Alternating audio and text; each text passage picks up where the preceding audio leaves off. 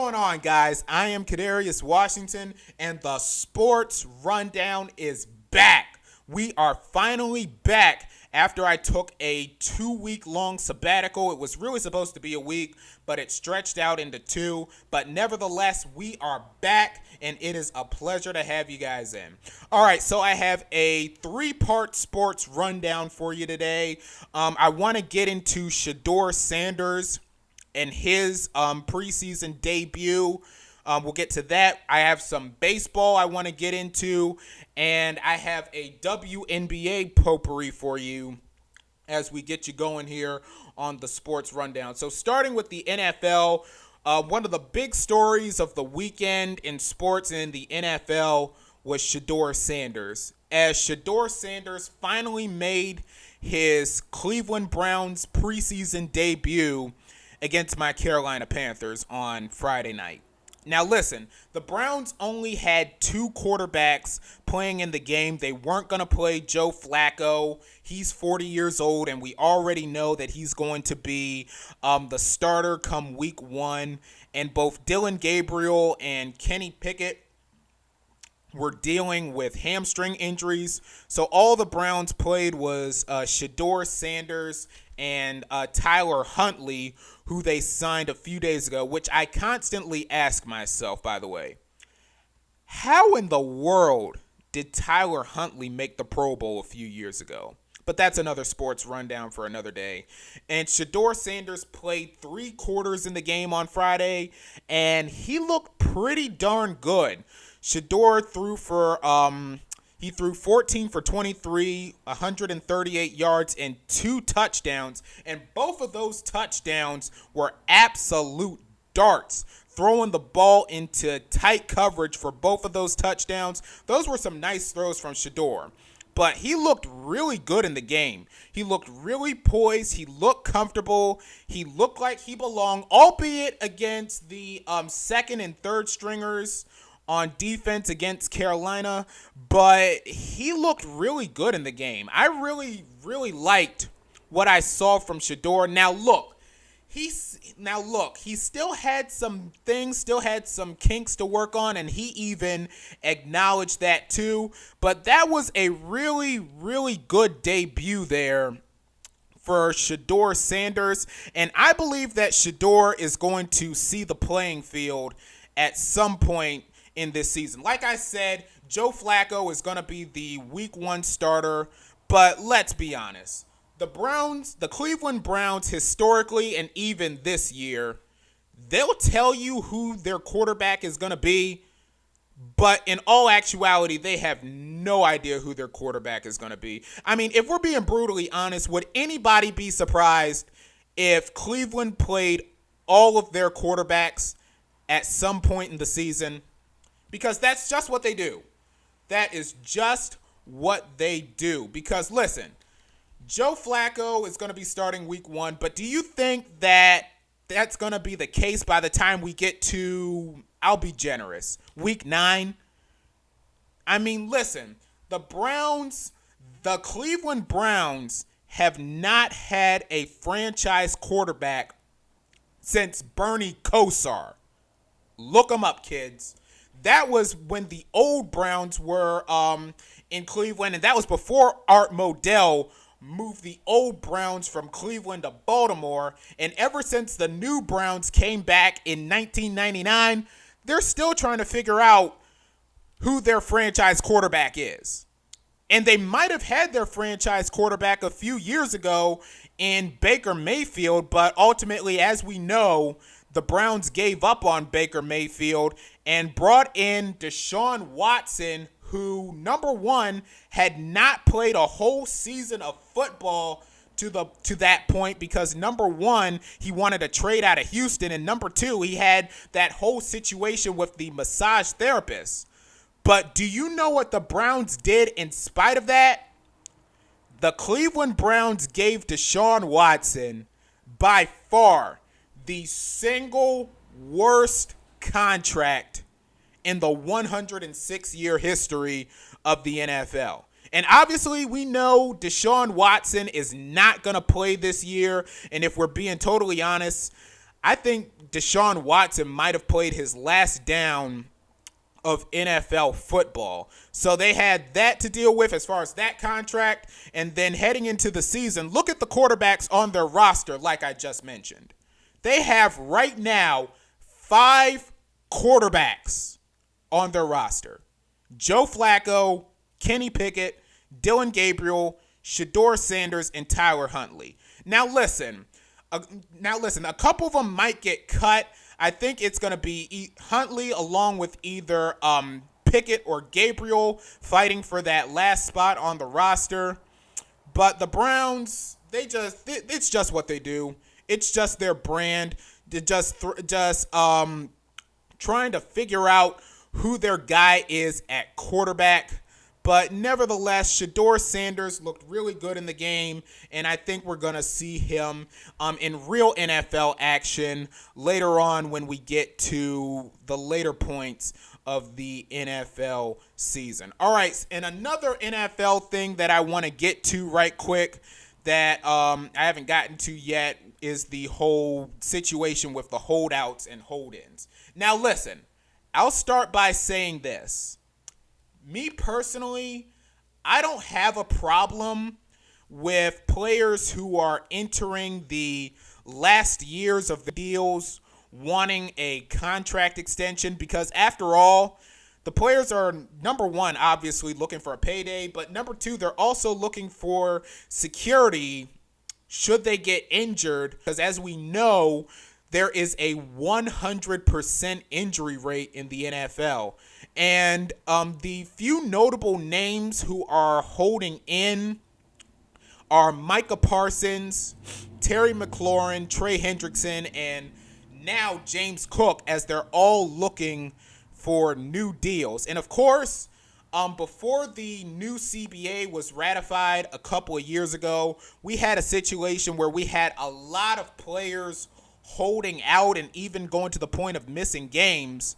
But then the league and the Players Association tightened up those penalties, because at first when players were holding out, they could get fined, but the teams were able to forgive them of the fines. But now for veteran players, it's now a $50,000 mandatory fine that's not forgivable. And I don't care how much money you have, those $50,000 fines, they add up. And if if these players miss the entire training camp in preseason, I think that's a combined $2.5 million, give or take, worth of fines.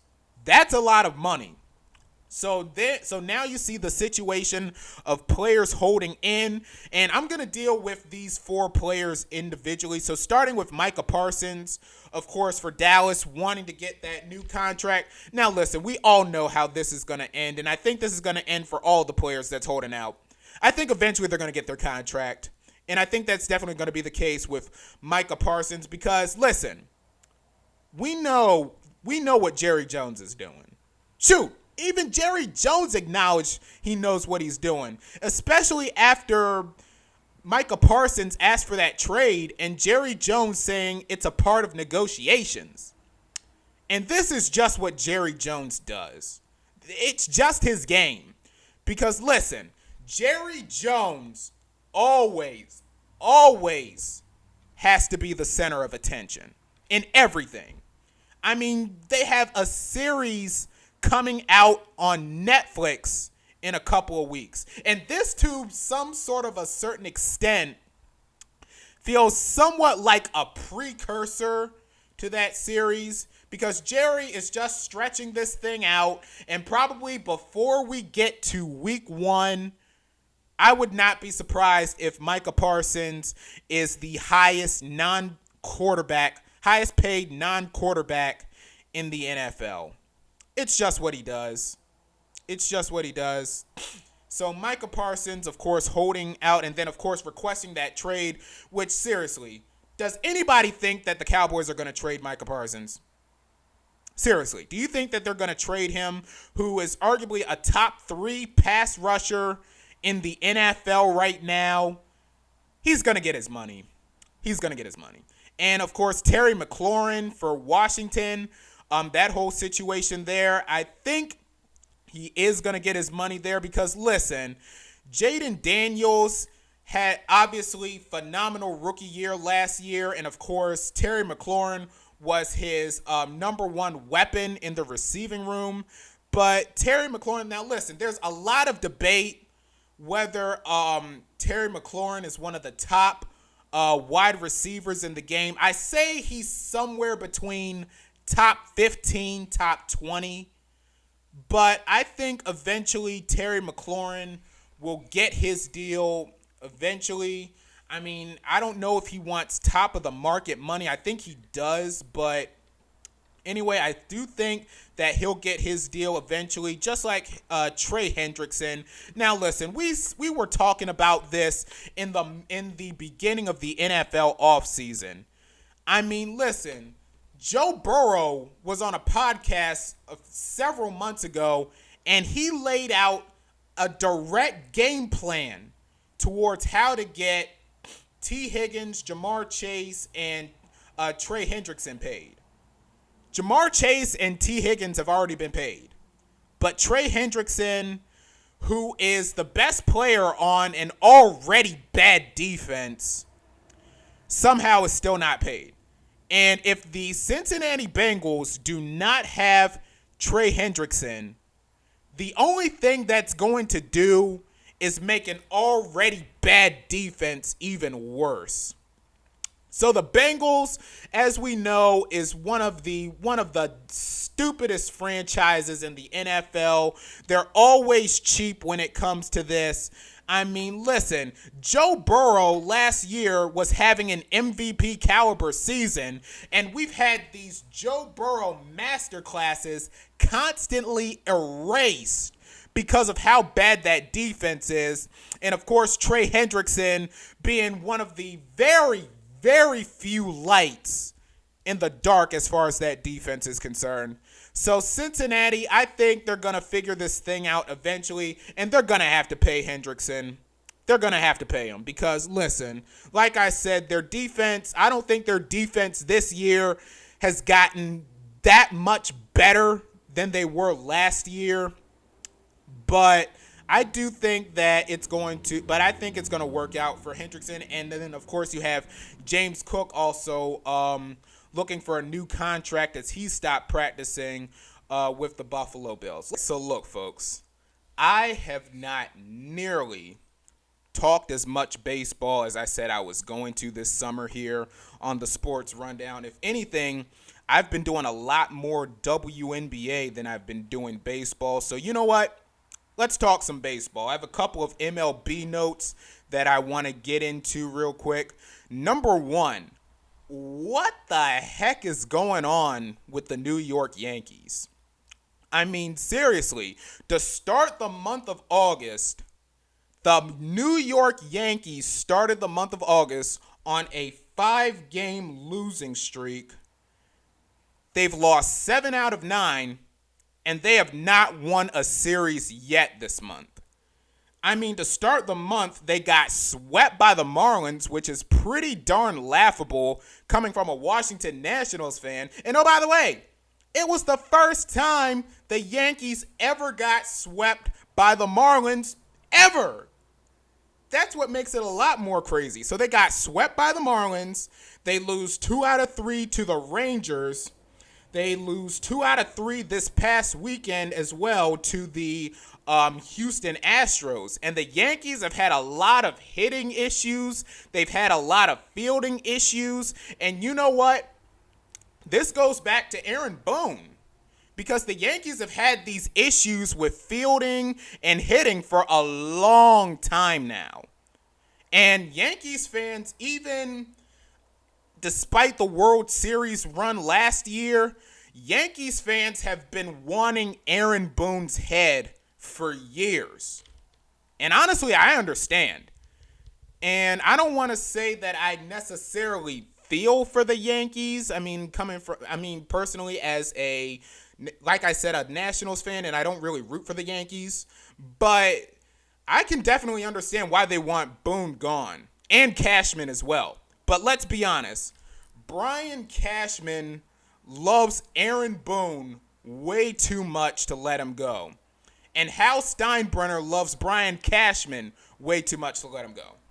So pretty much everybody kind of knows, no matter how much you want to lobby for Aaron Boone to be gone, there's a really good chance he's still going to be the Yankees manager next year. And there's a really good chance that whether they make the playoffs or not, heading into next year, that they might give him a contract extension.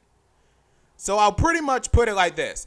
As long as Brian Cashman is still the general manager of the New York Yankees, there's a really good chance that Boone is going to still be the manager of the New York Yankees.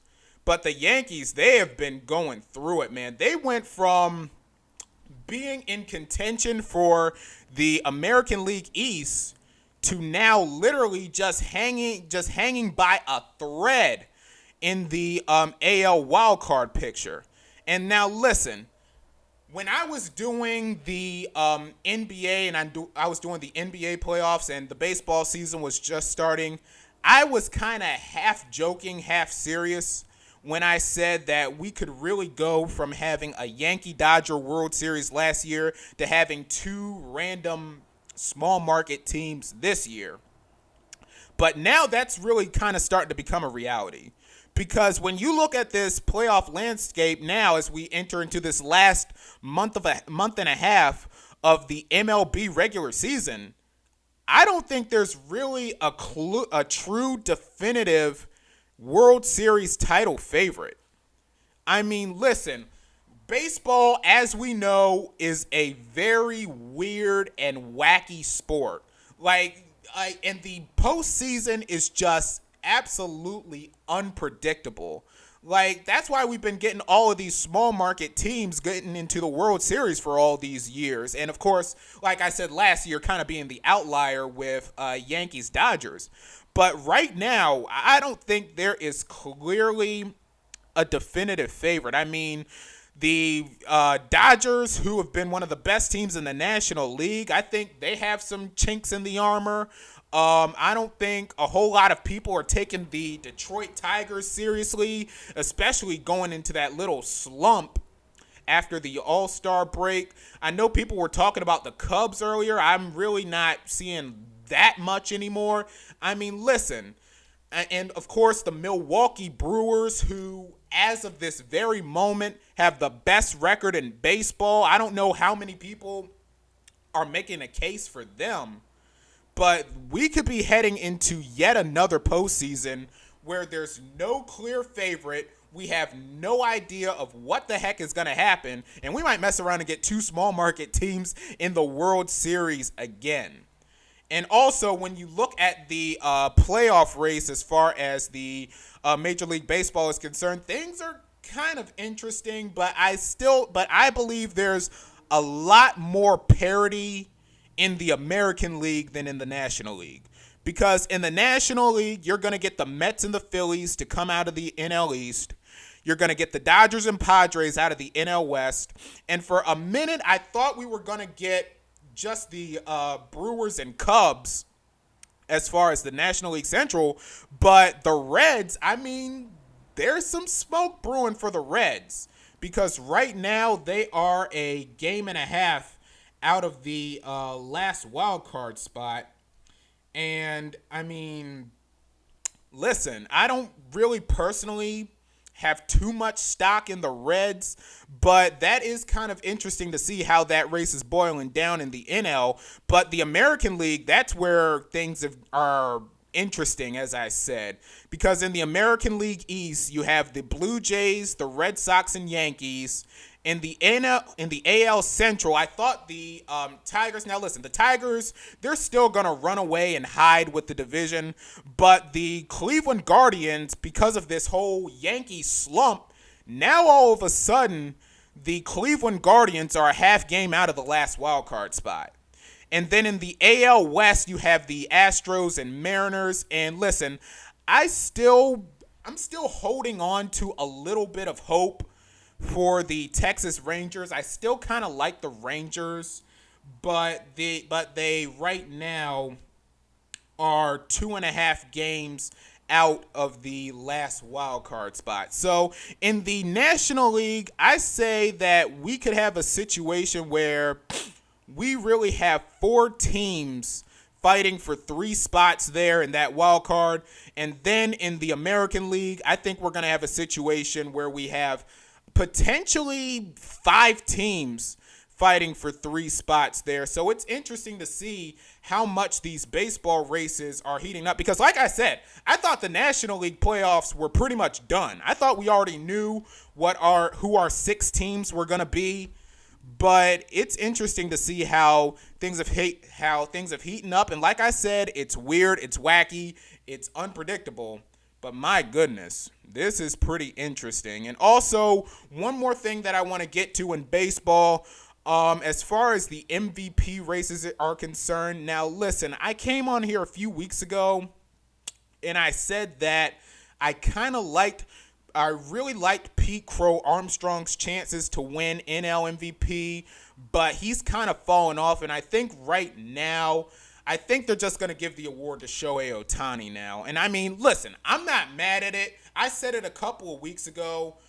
If you give the American League and National League MVP awards to Aaron Judge and Shohei Ohtani again, I wouldn't have a problem with it. But in the National League, even though I think it's going to go to Shohei Ohtani again, Kyle Schwarber, he has been making a really, really darn good case to win National League MVP. Right now, Kyle Schwarber has 41 home runs. He's leading the National League, and I think you can make a very darn good case for him to give Shohei a run for his money as far as the NL MVP race is concerned. In the AL, I still really like Cal Riley to win AL MVP. Of course, leading baseball with 44 home runs. I think he's going to get close to 60. I don't think he's going to break Aaron Judge's single season record. I think he's going to be close. But of course, Cal Riley and of course the storyline with him and his position winning AL MVP, that's going to be interesting to monitor here as we continue throughout the baseball season.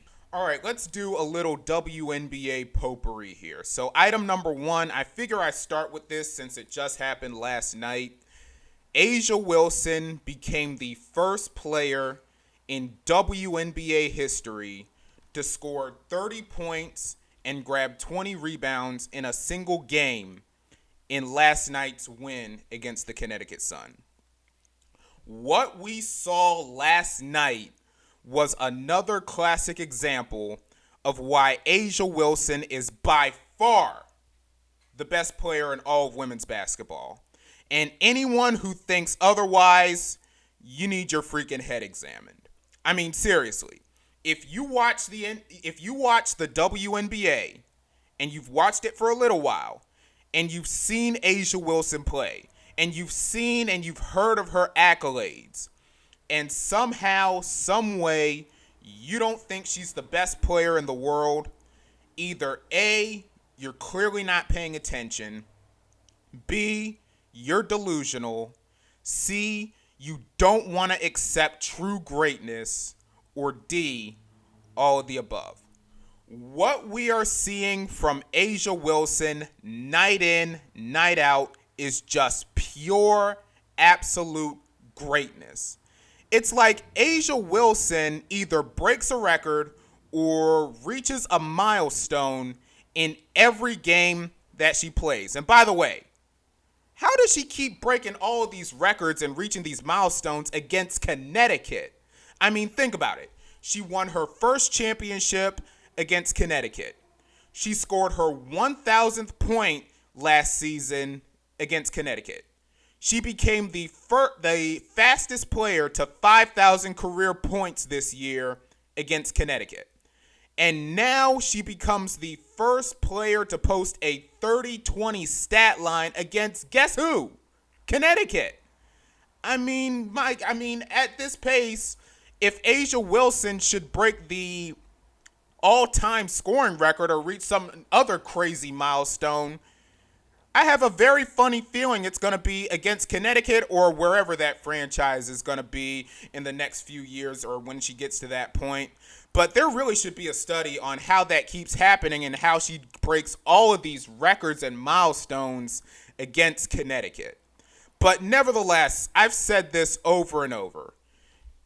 If A'ja Wilson retires tomorrow, she easily walks into the Hall of Fame. And at this current pace, when her career is said and done, I would not be surprised at all if we are calling A'ja Wilson the greatest player to ever play in the WNBA. Because that's the pace that she's going. Pure, absolute greatness for A'ja Wilson. That's item number one. Item number two, the WNBA trade deadline was on Thursday. And there were not really a lot of trades that took place before the deadline. Like, for instance, the week before the deadline, we had Dejanay Carrington getting traded to Minnesota in exchange for Diamond Miller. We'll get into that a little later on. We had Brittany Sykes to Seattle for Alicia Clark and a first-round pick heading back to Washington. And then Washington traded Aaliyah Edwards to Connecticut for J.C. Sheldon and a pick swap. I'm going to start with the Dejanay Carrington thing. At this very moment, I will be absolutely shocked. I would be absolutely shocked and floored if the Minnesota Lynx don't win the championship this year. I mean, Dejanay Carrington with that Minnesota Lynx squad, the only thing that did was make an already great team that much better. Dejanay Carrington has fit like an absolute glove into this Minnesota Lynx system. And Candace Parker said on her Post Moves podcast that Dejanay Carrington is the kind of player, the kind of defender that will focus on defense and guard the team's best player while everybody else plays their normal position. And I'll tell you this, that is absolutely scary there. And yesterday, of course, getting that huge win over the New York Liberty. And oh, by the way, Nafisa Collier didn't even play in the game. Well, neither did Breanna Stewart for the Liberty. But the Minnesota Lynx, I mean, my goodness. They're the best team right now by far in the W. They have the best record in the league, and I believe they're going to finish with the league's best record by about maybe 5 or 6 games. I picked Minnesota before the year to win the championship. I said Lynx over the Liberty in 6. And right now, they look like they're on a pace to bulldozing their way to a championship. I mean, Minnesota and Dejanay Carrington, this has been absolutely incredible there for the Minnesota Lynx. And then, of course, as I mentioned, the Washington Mystics getting all of these first-round picks. I mean, they are just picking up first-round picks like infinity stones. The Washington Mystics have their own pick. They have Seattle's first-round pick from the Brittany Sykes deal. They have Minnesota's pick from the Carly Samuelson deal on draft day. And now they have the right to swap their Minnesota pick with New York's first-round pick via Connecticut. I mean, this rebuild is going absolutely incredible for the Washington Mystics. And, of course, hitting on their first-round draft picks this year in Kiki Iriafen and Sonia Citron, and as well as Georgia Amore, who hasn't played this year. She's still recovering from a torn ACL. So the Washington Mystics had 3 first-round picks last year. Well, this year anyway. And then heading into the draft next year, they have 3 first-round picks and a very talented 2026 draft pool coming up. This thing is going absolutely phenomenal for the Washington Mystics. And in a couple of years, they could be very dangerous. They could be very dangerous, and they could do some damage. As far as the WNBA is concerned, that's item number 2 there. Item number 3, the injury bug is biting at the absolute wrong time for the Indiana Fever. I mean, Caitlin Clark, she's been dealing with a groin injury since before the All-Star break. She hasn't played since before then. And then, of course, a couple of days ago, we get the news that Sydney Colson and Ari McDonald are both going to miss the remainder of the year. Sydney Colson, unfortunately, tearing her ACL, and then Ari McDonald breaking a bone in her foot.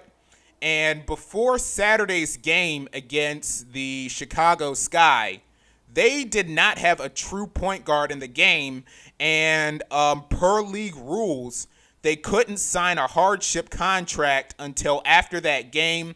They brought in Odyssey Sims just earlier. I think it was either yesterday or today. But that's a really good pickup there for the Indiana Fever. But my goodness, that was very, very unfortunate for a Fever team that looked pretty darn dangerous. Now, look, they destroyed Chicago on Saturday. Aaliyah Boston was running point there, and I think she should run point a little more often. That's just me, because I think she's definitely capable of doing that.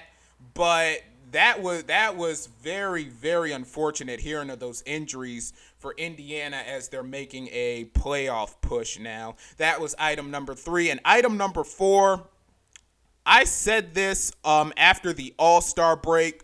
I said that if there was a team who was in the best position to get hot and go on a playoff run, it was the LA Sparks.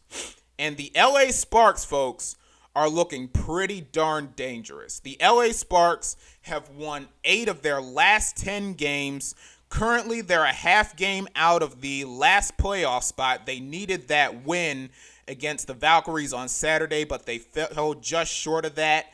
And now the Valkyries own the head-to-head tiebreaker over them, which is another obstacle to overcome. But right now, at this very moment, the LA Sparks look like a playoff team. I said after the All-Star break they were going to fall. I thought they were going to fall just short, but they look like a playoff team. That's for sure. Cameron Brink coming back like she never left. That was the shot in the arm that I said that the Sparks were going to need. Rickea Jackson right now is slowly but surely looking like the next franchise player for the LA Sparks. She has been on an absolute tear. I mean, I was high on her coming out of the draft last year, and she had a phenomenal rookie season. She had a really phenomenal year in Unrivaled earlier this year. And Rickea Jackson, my goodness, absolutely incredible there. And the LA Sparks, one of the hottest teams in the league and looking pretty darn dangerous there. And the Seattle Storm, I'm going to be honest with y'all. The Seattle Storm, they're in the middle of a free fall. They are in the middle of this is a free fall. They are currently in the middle of a 5-game losing streak.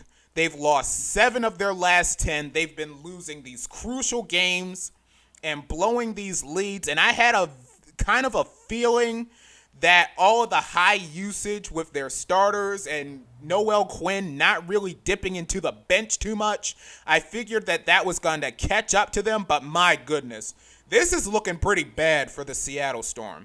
They've got to get this thing going, because they've fallen from a 4 seed at one point all the way down to the 7th seed, and right now they're a game and a half out of being out of the playoff field altogether. And I think I heard a stat a couple of days ago that the Seattle Storm have not had back-to-back wins since, I believe, July 3rd. But man, Seattle right now, they're looking like they're in some trouble. They're in some trouble. And right now, I have a very hard time seeing the Seattle Storm making it past the first round. I have trouble seeing that. And look, if the Seattle Storm are out in the first round or they miss the playoffs altogether, I think Noelle Quinn is as good as gone. And it's unfortunate because I like Noelle Quinn. But when you have a team with starters as talented as this, and yet you're collapsing, you're free falling. Now, albeit we knew the bench was going to be somewhat of an issue anyway, but if the Seattle Storm lose in the first round or they miss the playoffs altogether, they're going to have a new coaching staff next year. And I've been hearing talks about the Seattle Storm potentially blowing this thing up. I mean, outside of keeping, of course, Nneka Ogwumike, Skylar Diggins, Dominique Malonga, and Gabby Williams, pretty much everybody else being on the table. I've heard talk about that. Now, listen, I don't really know how seriously I should take potentially the thought of Seattle blowing it up, but they're in some trouble here. But on a lighter note for Seattle, the Dominique Malonga is going to be a great player in the WNBA agenda is now in full effect. I said it after the draft, and I'm going to say it again. Dominique Malonga is going to be a great player in the WNBA. As if it wasn't enough that Dominique Malonga, who right now is the youngest player in the WNBA and became the youngest player in WNBA history to post a 20-point double-double on Friday night against the Aces, she did it in back-to-back games. She did it last night against the Sparks, too. And she's only 19 years old, folks. The Dominique Malonga is going to be a great player in the WNBA agenda is in full effect. All right, one more thing, and I'll stop here. As of today, we only have 1 month remaining in the WNBA regular season. And looking at this awards landscape, Paige Beckers right now is running away and hiding with the Rookie of the Year. I know Sonia Citron made a little bit of a case of it earlier this week with a very clutch game, but Paige Beckers, I think at this point the award is too far gone. Paige Beckers right now is the only player in the WNBA to score in double figures in every game this season. She's running away and hiding with that Rookie of the Year award. And also, speaking of running away, Naz Hillman, I think right now is running away with that Sixth Player of the Year award. And I don't think it's a crazy prediction to say that Naz Hillman could win both Sixth Player of the Year and Most Improved Player, as she is definitely in contention for both awards. And you can make a very good case that she could win both Sixth Player of the Year and Most Improved Player. But honestly, I think Naz Hillman really is more of a lock for Sixth Player of the Year than Most Improved Player, because I think right now Azurá Stevens is a front runner for Most Improved, but I think it could come down to really Azurá or Hillman. But I say Hillman right now for Sixth Player of the Year and Azurá Stevens for Most Improved Player. As far as Coach of the Year is concerned, I think right now it's a 3-coach race. I think you can make a case for either Carl Smesko, Nate Tibbetts, or Natalie Nakase. I mean, Nate Tibbetts has this Atlanta Dream Team looking like a dark horse title contender.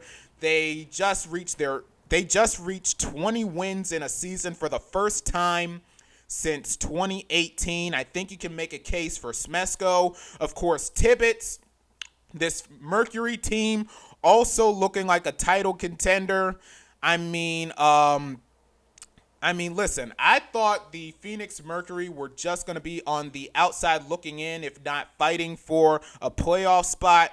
But the Phoenix Mercury look like a contender here. And Nate Tibbetts has done an absolutely phenomenal job throughout key players being out due to injuries and players being in and out of the lineup. I think you can make a very good case there for Nate Tibbetts. And then, of course, Natalie Nakase. Now, listen, I'll say this. The Golden State Valkyries, of course, were projected to be the worst team in the league. People not taking them seriously. I already apologized for doubting the Valkyries and all of that. But I'll say this. If the Golden State Valkyries make the postseason, you have to give Coach of the Year to Natalie Nakase. You got to give her the award. Because, listen, what the Valkyries are doing as an expansion franchise is absolutely unheard of. Winning all of these games and being competitive and staying in these things. This is something that we do not expect to see from an expansion franchise. Now, listen, their road is going to get tougher because of course, Kayla Thornton, unfortunately, going to be missing the rest of the year with a knee injury. But if the Golden State Valkyries find a way to weather these storms and make the playoffs, I think you have to give the award to Natalie Nakase. And then Defensive Player of the Year has been somewhat of a very close race. I don't know if there's truly a definitive favorite, but I think right now Defensive Player of the Year is going to come down to either A'ja Wilson or Gabby Williams. Now listen, I picked A'ja Wilson before the season to win Defensive Player of the Year, just like how I picked Paige Beckers to win Rookie of the Year. But I think it could come down to either A'ja Wilson or Gabby Williams. Of course, both of them are going to make the all-defensive team. A'ja Wilson leading the league in blocks and Gabby Williams leading the league in steals.